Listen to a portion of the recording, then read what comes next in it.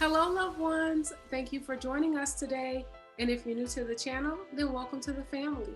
Today, we will be reviewing Married at First Sight, Season 14, Episode 13. Please subscribe so that you can be part of the congregation. And if you want to be part of the conversation, then shout out in the comment section below. If you are excited about a particular Married at First Sight couple, then see the timestamps in the description box. Be sure to stay until the end so that you can get fuel you can use, which is a spiritual truth to help you through the week. Welcome to Fueled by Intentions, where we talk about faith, family, finances, fitness, and fun. Sponsored by Bynum's Business Solutions, where the right fit is made simple. We specialize in tips, tools, and strategies designed to help you achieve your financial health, so that you can take control of how you spend your money so that you can spend more time with your family, friends, and doing the things you love. So let's jump right into the video. We are back for another review of Married at First Sight. How are you doing today, John? I'm doing well. Yourself? I am doing wonderful. I cannot believe we are on episode 13.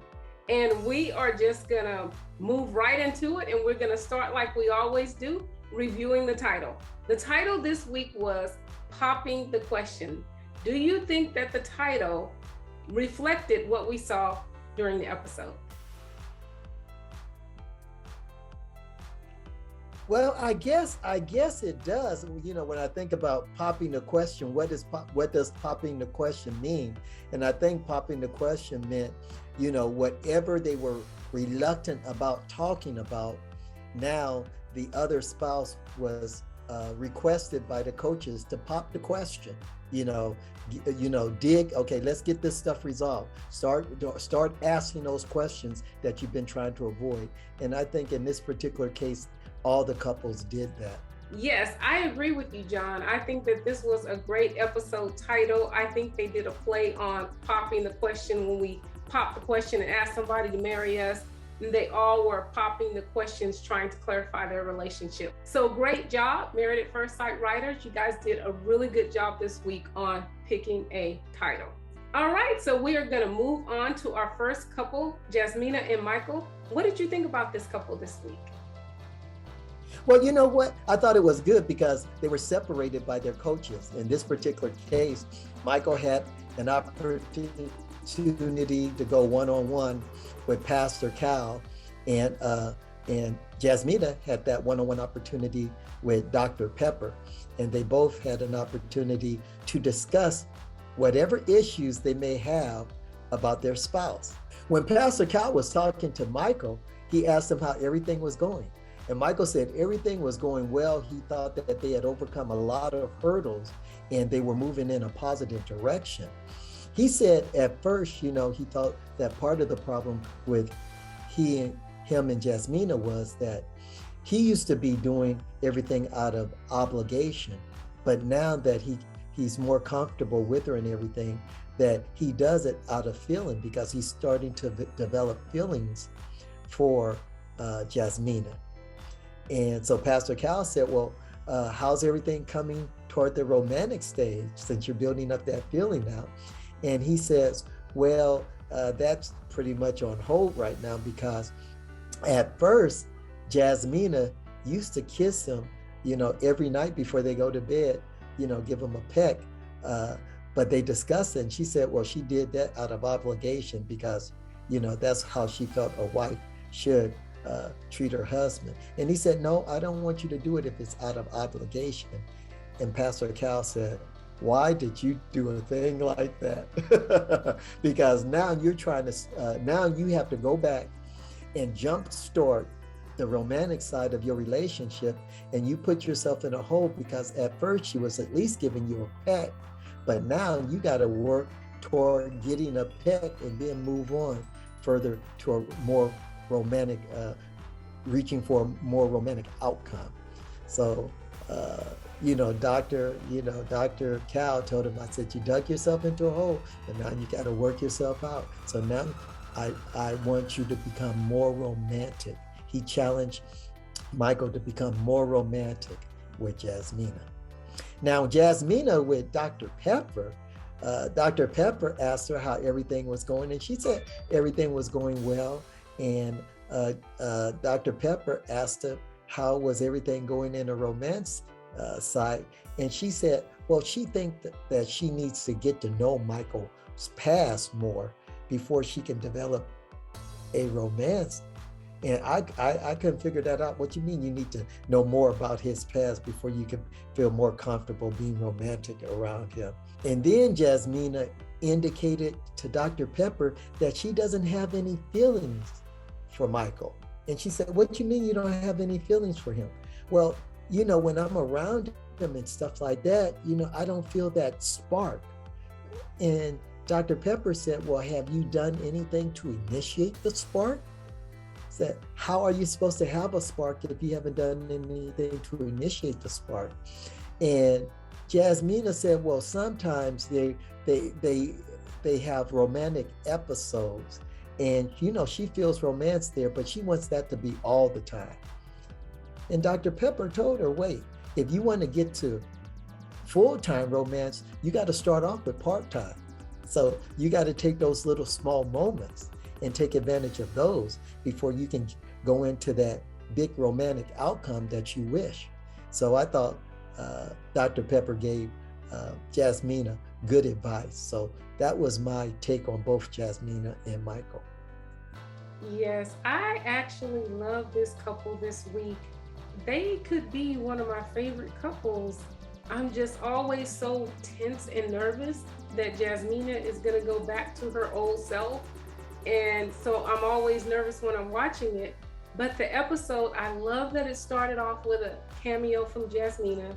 And she said that she was really enjoying the place where her and Michael were, and that they have both agreed to give 100%. And I think that is so wonderful in a relationship, because we have to make a commitment. And honestly, we have to be committed to our relationships every single day. So the fact that her and Michael have been trying to make the commitment that we did see them make a couple of weeks ago, that they were going to give 100%. And I was really excited that they were excited to speak to the experts, because some of the couples, they're not excited to speak to the experts. And sometimes you get out of it what you bring what you bring to it. And I felt like their conversations with the experts mirrored each other. So I feel like they are both talking about the same problems in the same way. And I love that. And I think that you could really identify that when they begin to talk to each other, because one would say something and the other one would say, that goes into my next question right there. Oh, and you know what? And then that leads to the next thing that we talked about. So their conversations with the expert ran congruently on the subjects. And I love when Michael said, I was so excited to tell Pastor Cal that we were in a good place. So he had that excitement. And I love that Jasmina said, you know what? I get to talk to an expert and let her know that things are going well. So they both had that same passion about being excited. And I love that, because one thing I think about, I mean, they're talking to experts, and maybe we don't have that in our lives every day like that, but I feel like we talk to our friends. We talk to our friends, or maybe we have a mentor or something like this. And I know for me, I will call my mentor when I am just like down and disgusted and just frustrated or whatever, and be like, oh my God, guess what happened to me? Whatever. And they'll give me some advice. But I try to remember when we are doing good, I will just send them a little message and say, hey, just want to let you know, things are going good and we're on a good track. And, or if something just clicks that they actually told me that I actually did, to check in and say, hey, so that every time they see me or the next time I call them, it's not just all bad. Because evidently, if you ain't calling every day, there are some good things happening. Yes. And I think you have to celebrate that. You have to celebrate the good times. And that's what I saw in Jasmina and Michael. I saw them celebrating the fact that they were having a good time. I did think that was so interesting with the conversation with Pastor Cal and Michael. When I saw the clip and they kind of gave you a little bit of context, and Pastor Cal said, that's a dumb move, I had already made the judgment in my mind. I'm like, no, it's not. Like, if nobody want to kiss you, then don't, like, why would you want them to? So in my mind, I didn't think it was a dumb move when I saw the clip. But when I saw it in the whole context, and that it really was a revelation, because he had just said he had been doing that out of obligation. You know, now she was doing that out of obligation. I was like, wow, that was a dumb move. So Pastor Cal, I do apologize because I did make a rush judgment on the clip, but you did a wonderful job, and that made sense. And sometimes we do have to do things out of obligation. You know, that's even like they talk about, you know, it's not about willpower, some things, it's just about doing.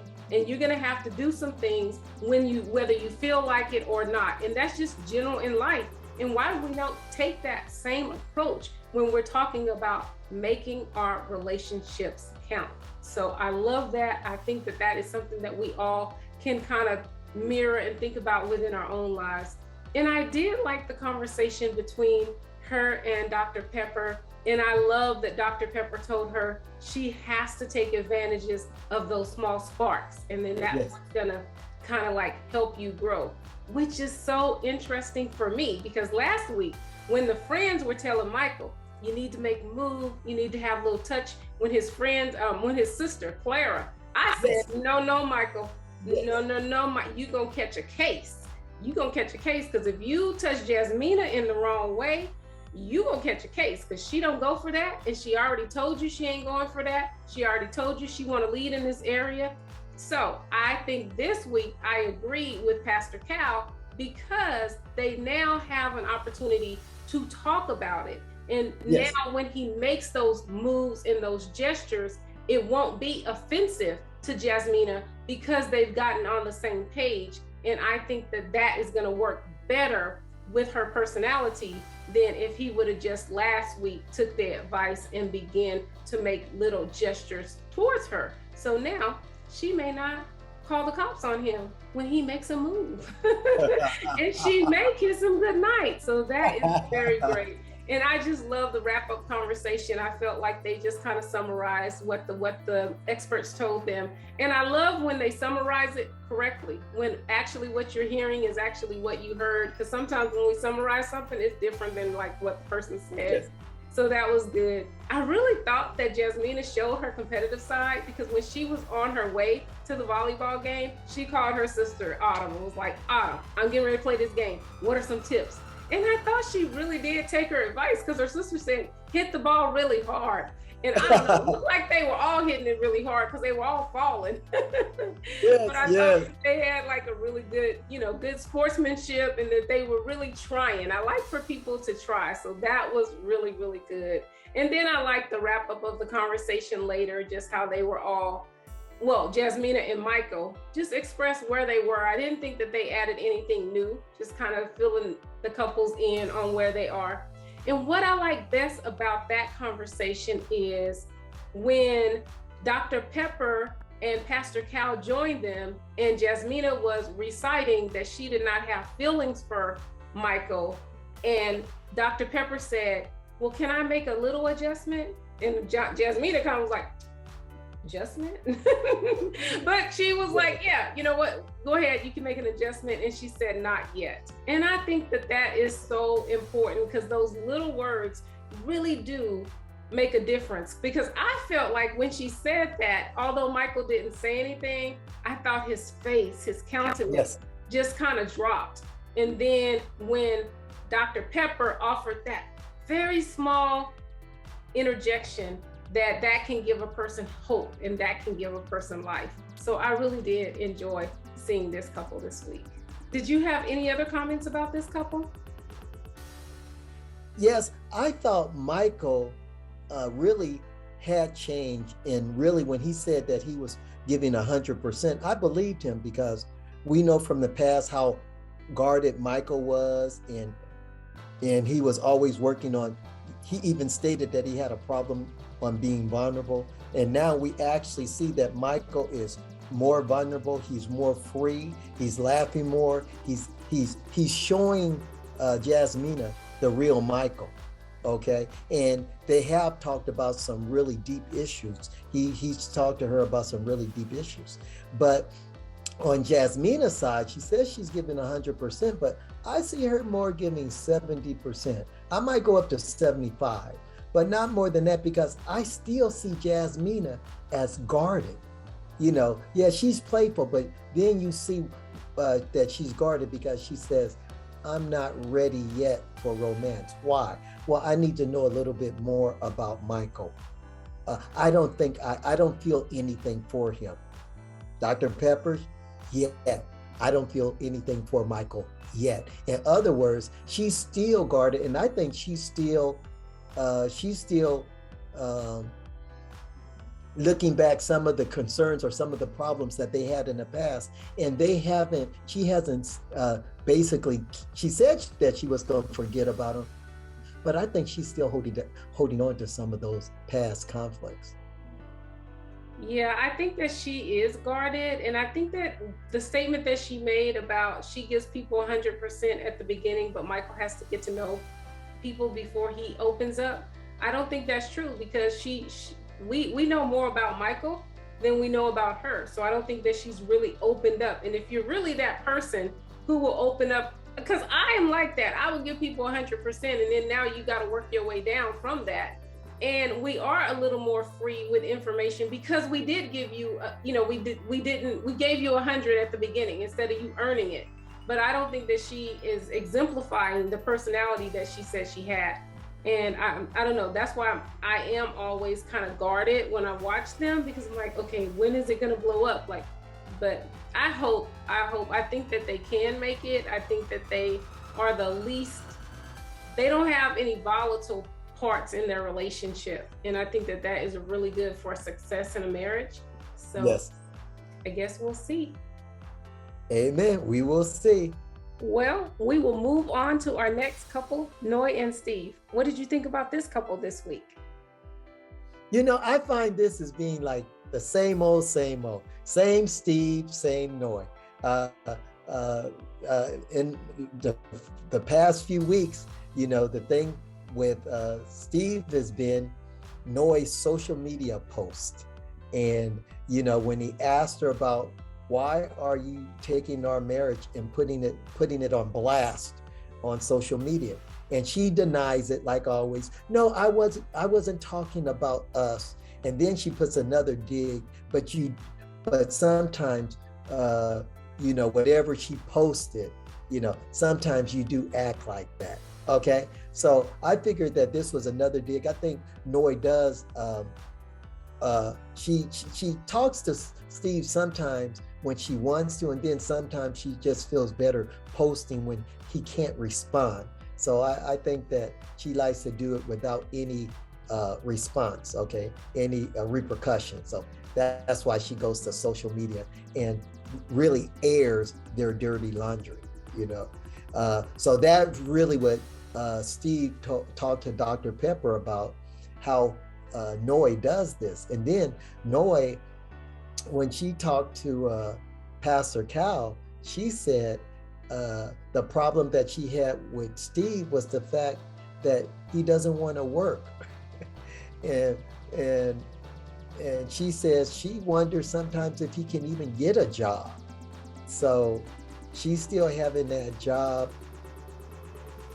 She said she needs job security. She talks about her poor upbringing and stuff like that. She talks about how she brought herself from basically rags to riches in terms of at least becoming middle class, but she did it via hard work. And she wants her children to be in a more comfortable environment than the one that she grew up in as a child. So she's looking for Steve to take that leadership role from a job standpoint.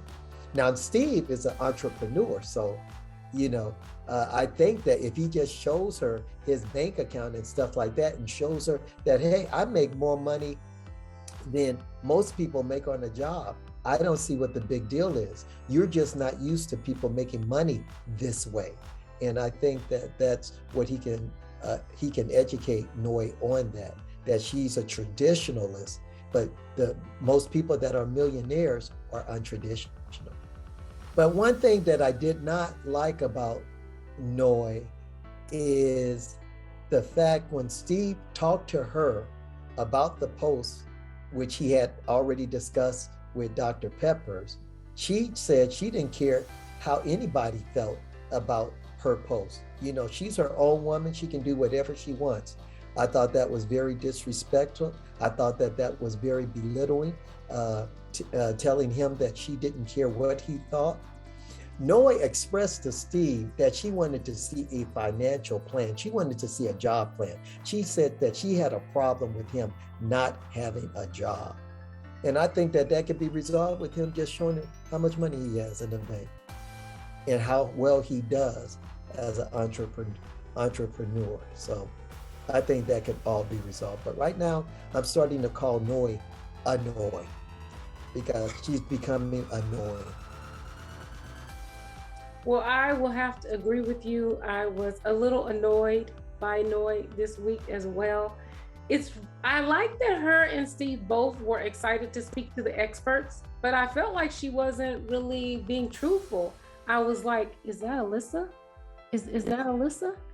Because when she had her cameo, she said, well, me and Steve, we're having problems communicating and, things weren't going really well. And then when Pastor Cal said, well, how's things going? Things are going great.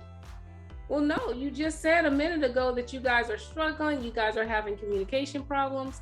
Why don't you express that part? So that he can help you with that. Because I think that they are harping on the social media post and the financial aspect, but I think the problem is communication. The communication, what they're receiving, what they're saying, and what they're hearing, and how they're responding to each other in communication. And I think that conversation would have been better matched after we see it all play out, because hindsight is always 2020.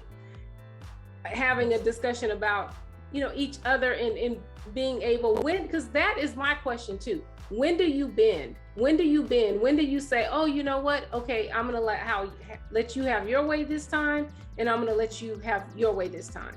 Because even though I totally see the social media post as Noy should have bowed down and said, this is important to my husband, and okay, I'm not gonna post on social media. But then do I feel that same way about Steve saying, hey, getting a job is important to my wife, I should get a job? So my answer to that is no.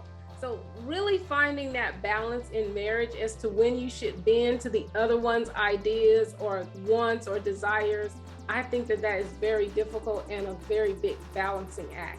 I did like when Pastor Cal said, what are the questions you want to ask him? And she said, I want to ask him when he's going to get a job and can he get a job?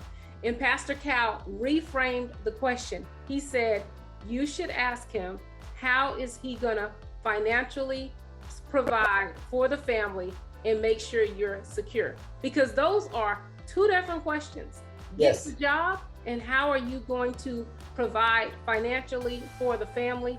Those are two different questions. And she said, you want me to say it just like that? Like you want me to use those words?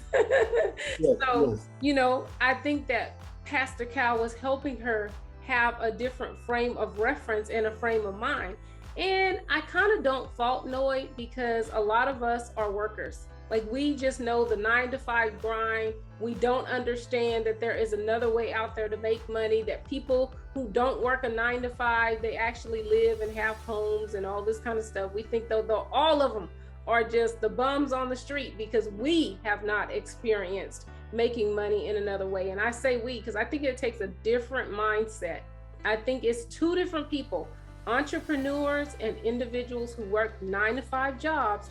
They are two different types of people. And I talk about this all the time at my job because I have a couple of family members who are entrepreneurs. Now, if something happened to my job, if I got fired, laid off the state or whatever, I'm going to look for me another job. But entrepreneurs, when that one deal doesn't go through or that one contractor or whatever it is happens, I have a brother-in-law who had a pager company. And then after the pager company, the business went belly up. Well, he didn't say, oh, I'm gonna go get me a job. He said, what is my next opportunity? Where do I go next? And he never got him a job. He went to the next entrepreneurial opportunity and made a space for himself. He carved out a space for himself. And so I think that she just doesn't understand that because she may not have been around that or know people, because she said all of her family, they're hardworking, and they've all worked hard, those 1 hour at a time, to get whatever financial stability that we have. And I can see her doing that only because I feel like when we saw her apartment, that she lives below her means, because a lot of people, she seems like she is pretty financially stable. She lives by herself. We would go get, 2-bedroom and have an office. And, here she has this, either, I couldn't even tell if it's a 1-bedroom or a little studio, but her apartment is really small, which to me, it says that she is living within her means. So probably so that she can have that little extra and make a little cushion for herself. But I think that it can be solved quickly. I'm glad they had the money conversation. And I felt like last week I said that I thought Noe was jealous of Steve because Steve could not work and still find a way to survive. So she did the little cam and was showing him sleeping in the bed with sushi, and she had to all go to work and stuff. But this week, what I heard him say is, you know what, baby, look, we got some options here. And what do you want to do? Do you want to stay home because you're talking about having these babies, and in a minute it's not going to be an option to you? So if you want to stay home, I got us. You can stay home for a couple of months and enjoy the ride until we have kids. So that's what I heard him say. And although they didn't really talk about the bank account or whatever, they, when they were talking about finances, that's how I interpret it. But that's not what she heard, because the whole time they were talking about it, she was just sitting there like, and she was not moving. And when he wasn't still trying to say, I'm going to get a job, and he was like, these are different opportunities, she was kind of like, I ain't into those opportunities. Didn't you hear me? I need you to get a job. And that's where I think her personality comes in, of not being adjustable and not being amenable and not being, open-minded. She's too closed in her way or no way. And I think we also saw that with the social media. When he asked her, hey, the social media, and she said, it's not about you. And then she said, but I feel that way about you sometimes. Well, is it about him or it's not about him? Because I feel like that was a double speak right there. And you're telling him that, it is about you. Because sometimes I feel that way about you. And I think her unwillingness to not even listen to Steve, but to not even listen to Dr. Pastor Cal, who they both said the same thing. Then are you open to learning and growing and listening to people who know more than you? If you don't want to listen to Steve, you have this coach who is saying the same thing. So why don't you do that? Who's been married 50 years or whatever Pastor Cal has been married. So he kind of know a thing or two. And somehow he has some type of educational knowledge in the subject of marriage. And he wrote a book, which he highlighted on the show, because he was like, y'all know what I say, marriage not for punks. That's the name of his book. Right. Yeah, he wrote that book. So I'm like, you go ahead and give yourself that plug. But I think that she should have listened. And I think that is one area where, I don't know, I think that they should have came to an agreement. And because Steve looked very hurt about the subject, but then she's really hurt about him not getting a job. So I keep going back and forth in my mind, because it's really hard to know in marriage, in all of our marriages, when you need to really bend, because I will say to bend on one point, but then don't bend on another, when both of those issues are very passionate to both of them. So I don't know. At first I was thinking maybe this is still a producer-led problem, but because it's getting so deep, and I really feel like I can hear the hurt for sure in Steve's voice. And I do think that Noe is annoyed by Steve not wanting to get a job. I wish they would have some more counseling about it and really get to the heart. And then you got to get rid of your old baggage. You really do, because her living in her past and that type of thing, that is baggage. And I understand it. Hey, I grew up like that too. But he can get a job. Well, he had a job. He lost his job because he didn't quit his job. He lost his job when the pandemic started. And then he just had him a nest egg and went on the thing. So even if he gets his job, that's just still not security, because he can still lose his job. So I think that she is going to have to deal with her past and how to reconcile that. And I think that he is going to really have to help her understand the mindset of an entrepreneur, and maybe, which it looked like they would have already had that discussion. That's the first thing you talk about, is like where you came from and how you got to where you are now.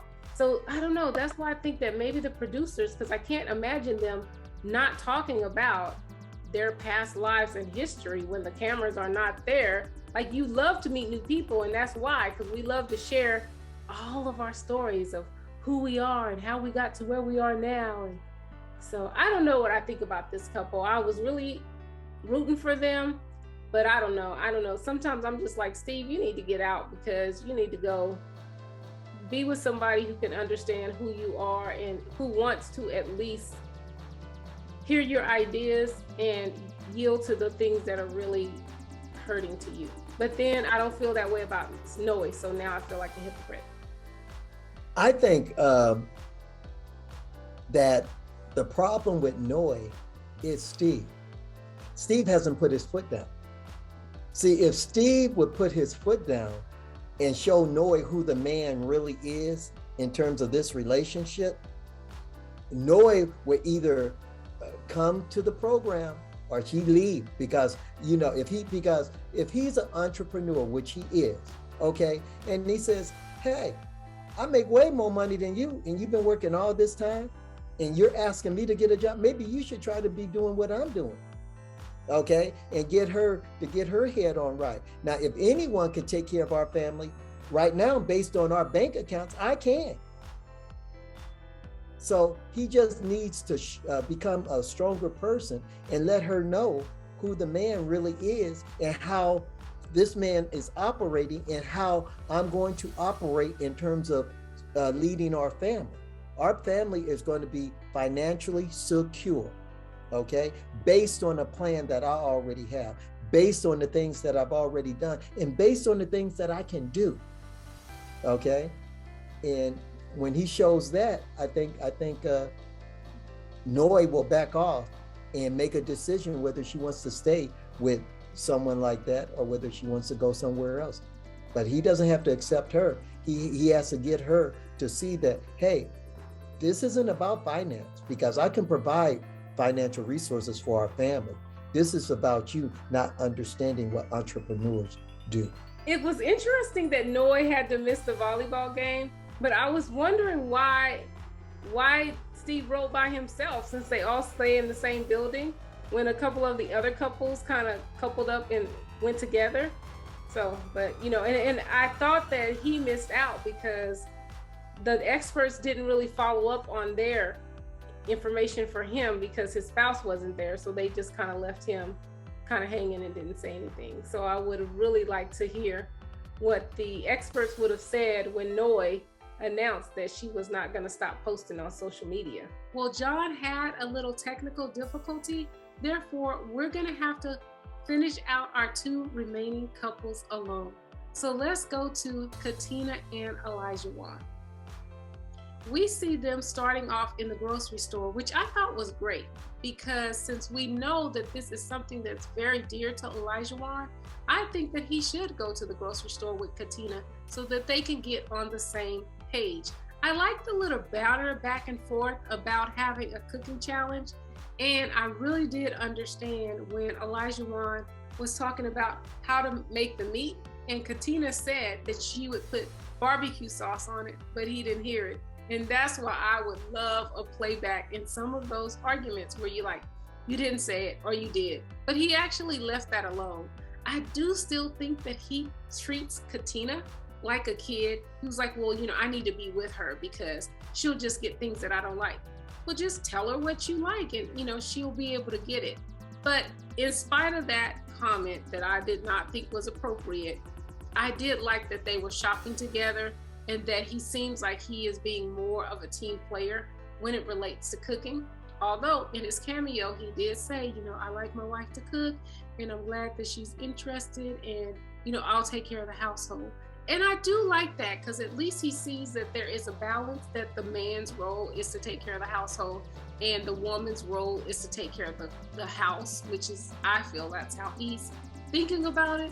However, I don't see KATINA quitting her state job in order to come home and be a stay-at-home wife. But maybe he has more money than Noi, and that's going to work for both of them. The next thing we see is them getting ready to go and see the experts. And I felt like they both had kind of like a negative attitude, like that they didn't really want to go see them. They didn't really see a value.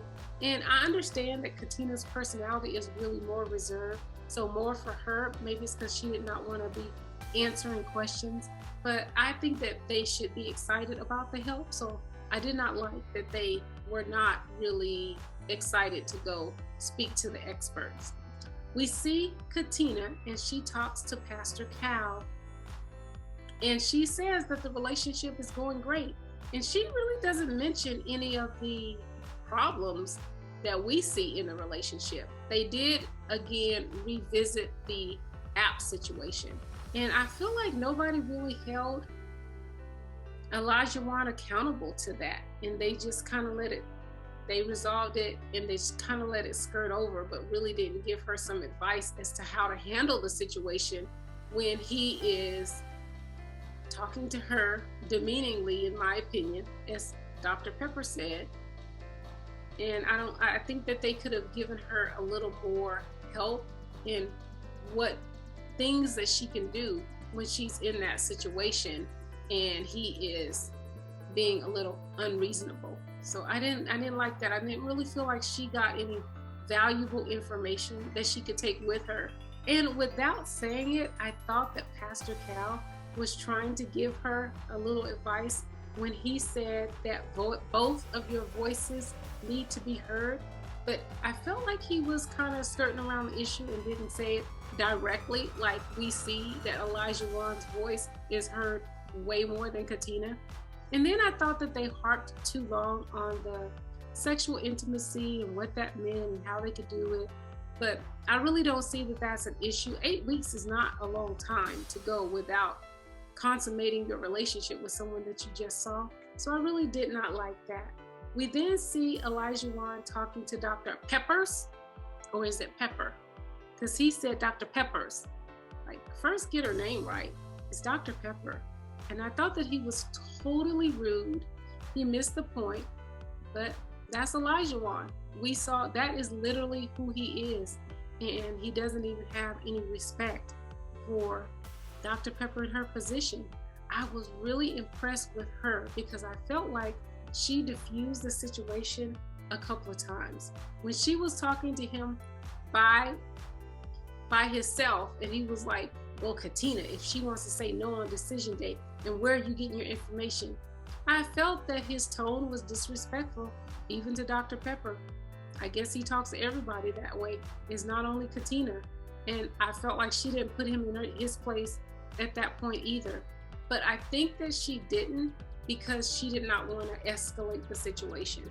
And she wanted to diffuse the conversation and bring it back to a professional level because she knows that she is on her job. Unlike Olajawon, who doesn't understand any of that. So I really liked the conversation that Dr. Pepper was having with him.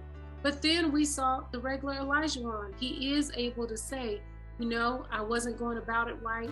I did apologize to her. I'm going to try to do things different. I'm going to try to make a change. And that is being consistent throughout his personality. The only thing is that now we need to see the change. And this week, we did not see them get into any heated arguments or anything like that, or we didn't see him go off on Katina this week. So I hope that he is beginning to make the change in his relationship. And I do agree with him that you got to get to know a person and kind of see how they respond. And now he knows that what he's doing does not work for Katina. So I did enjoy their conversation.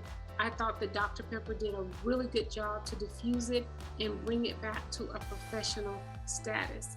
Did you guys notice that they rode to the volleyball game with LINDSEY and Mark? They were in the back seat. I don't know if anybody else noticed that, but I thought that was interesting, and that just shows that they have built a bond and a friendship. But I guess, how did he get Katina to ride in the car with LINDSEY?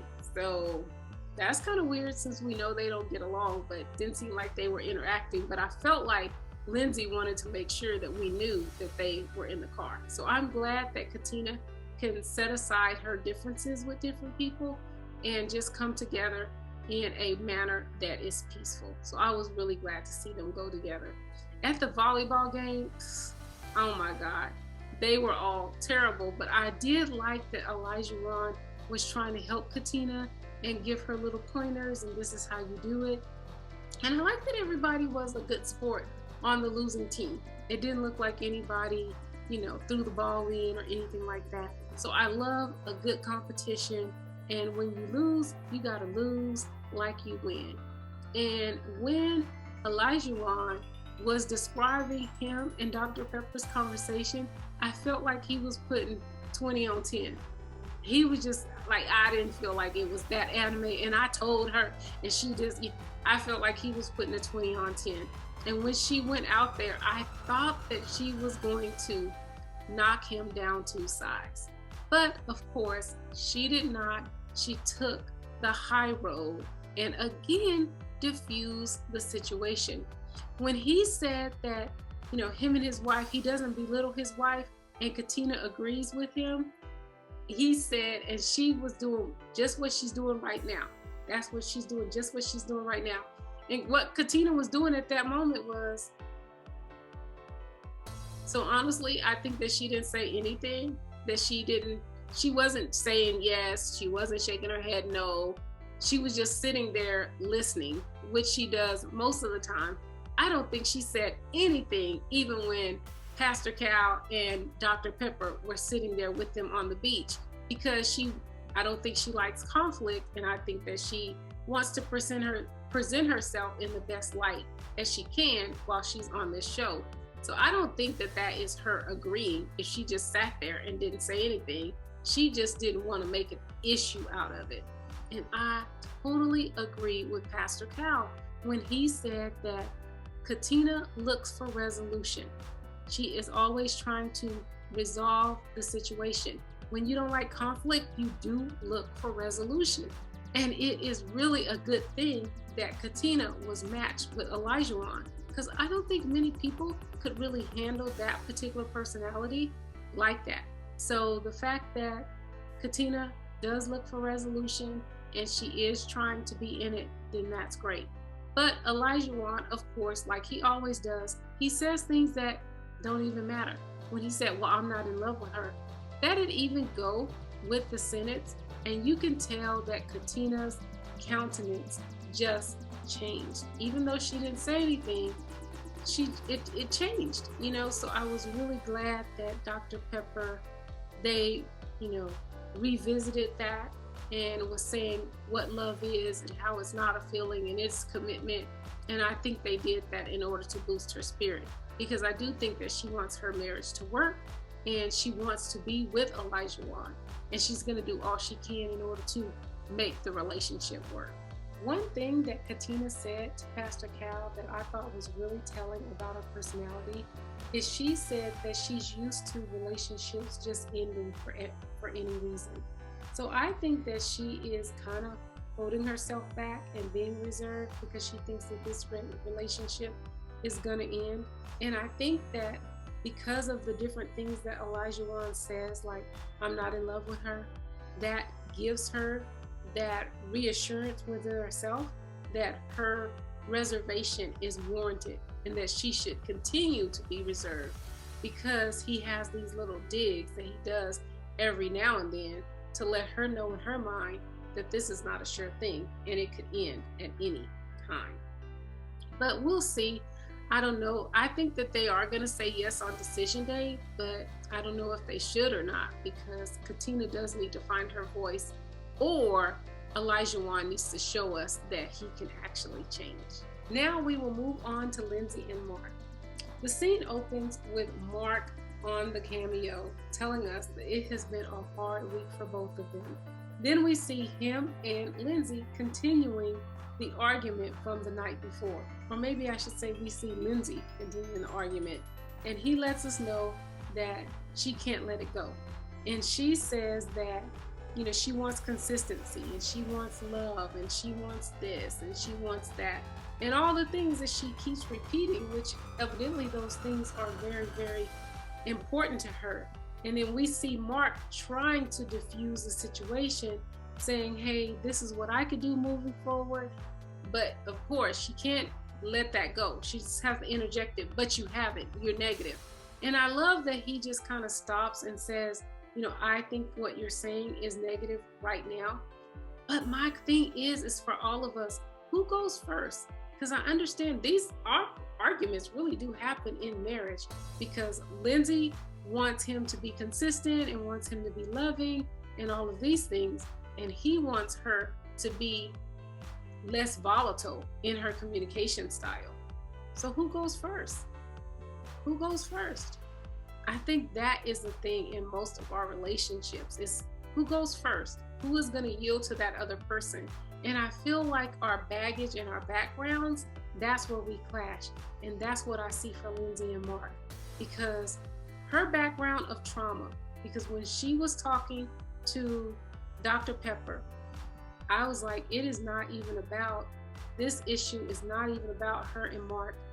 This issue is about the trauma and the baggage that she is carrying in the relationship that appears to be from the rejection of her mom, and how she said her mom would just tear her down to little pieces. And I don't think that all these things that we're seeing from Lindsey, and she does have a desire to be loved and all those things, because she hasn't gotten it, and she evidently longs for it. I thought it was so sad when she said that she is depressed all the time. But when she was saying that, I didn't think it was about her and Mark's relationship. I think it has to do with her own internal self. And when they showed the clip for last week, it looked like her jumping out of a car. I'm like, Lindsey needs some help. Lindsey, beyond the show, I just think that she really does. Like, to me, that's very scary when someone says that they feel depressed all the time. One thing about Mark is he really does fight fair. I love when they were in the kitchen and they were going back and forth. Every time he interjects, he says, well, we need to do this, and this is what I can do, and this is how I can change, and this is the adjustment that I can make, and this is how you make me feel. He never points to the other person without including what he's doing, how he can make it better, what he can do differently. And I think that that is the way you fight. And in a normal situation, it would put the other person on ease, but Lindsey is so volatile in the way that she communicates that she cannot even see it. And I love that Pastor Cal pointed out that this is a mirror of his relationship with him, that he saw with his parents. But I don't agree with Pastor Cal that Lindsey is not his mom, which is weird that she would be his mom, because usually we pick the people in our lives that are not good for us, but that model for us what we are trying to run away from, we gravitate to. So it's interesting that the experts picked Lindsey for him. And I think that they did give him his mom, because if his mom would just argue with his dad for no reason, and he probably is being his dad because he doesn't know what else to do, and that's the only model that he has been shown, is that you just kind of be quiet and hopefully the tornado will pass. But I think that Lindsey is a lot like his mom based on that conversation. But I love that Mark really does love and care for his mom. And I wonder what type of mom she was, because it sounds like she was volatile to other people outside, but that she showed him a lot of care and a lot of love and a lot of grace within himself. But maybe that just wasn't her relationship with her husband, because he was just like, my mom has done everything for me. Or maybe she wasn't even a great mom, and kids always love their mom. I don't know, but I took it as she was a great mom for him and a great mom to him, but maybe she wasn't a good wife, an example to see. But I think that those two childhood traumas, I think that they're clashing. I think that Lindsey reminds him of his mom. He's reacting like his dad, and Lindsey is volatile because of her past, and she doesn't know how to get past that. One thing that Dr. Pepper said that is so true, when Lindsey was talking, I believe Lindsey, I believe that her anger comes from hurt, because I took an anger management class, and one thing that they talked about is that anger is a secondary emotion. Anytime you're angry, that means that you bypassed an emotion that you're not dealing with. So I agree with her. She is sad. She is longing for something different. And she is then moving past that emotion because she does not want to deal with it and going to anger. So that might be something we want to look up in our own lives, because anger is a secondary emotion. And anytime we are angry, that meant we bypassed and didn't want to deal with the first feeling, and we went to the second, which is anger. I agreed with the experts when they were talking about Mark and Lindsey sitting on the beach, and Lindsey was reaching out, just really longing to have that touch with Mark, and he was not having it. But I think he wasn't having it because he doesn't know where this is going to lead. He doesn't know where the volatility is going to rise or if it's going to subside. Like, he's nervous within his own self. So he is all tense because he is just doesn't know what she's going to say, doesn't know what she's going to do. So he can't relax where he can give her what she needs. But I think that he is going to have to make that adjustment, because she needs that touch. She needs that feeling. She needs that sense that you're there. And it was interesting that she said that he won't text her back at night. I just thought, are you guys sleeping apart? Like, where is he at night? Like, aren't they in the same house and you just want to say, hey, good night, babe, see you later? So I would really like to know a little more about that dynamic and why she needs to text him and he needs to answer when they're going to bed at night and they're not together. Is he, I don't know. That was really strange to me.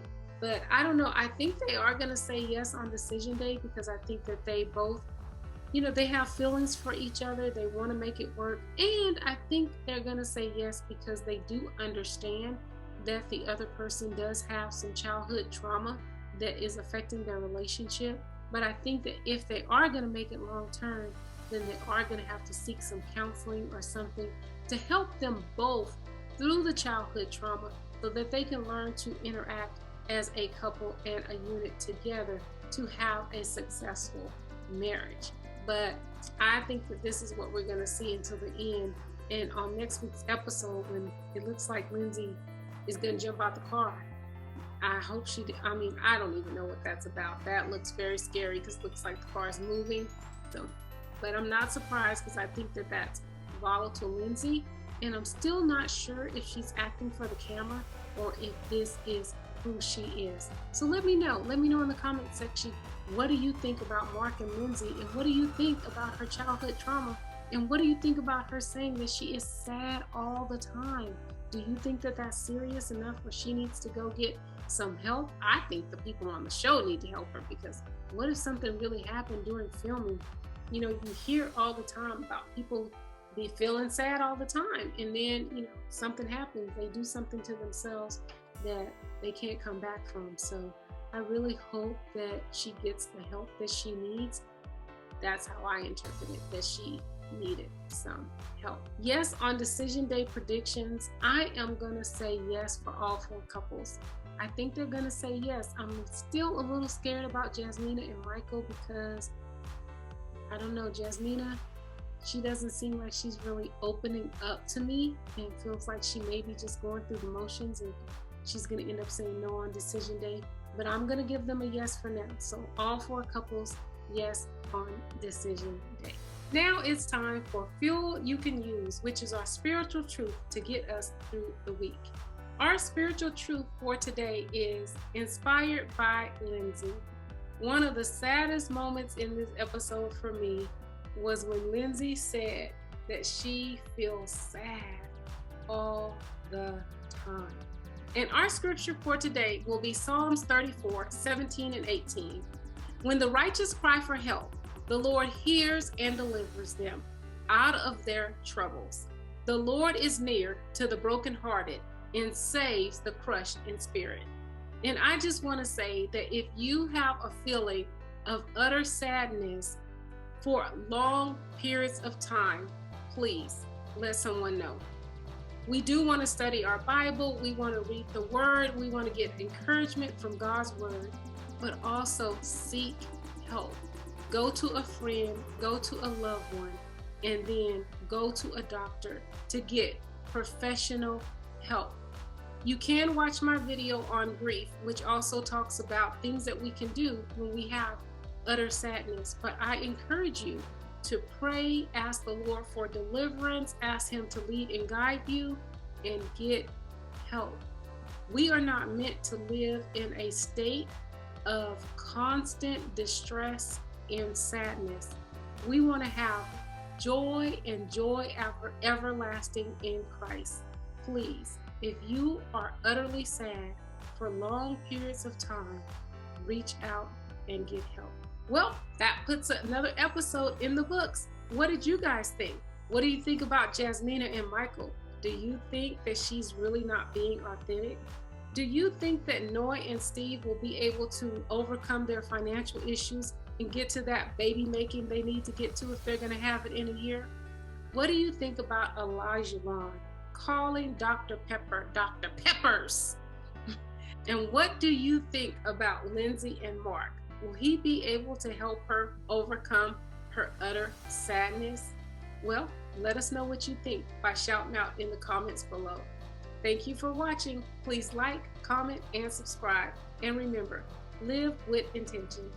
Be intentional.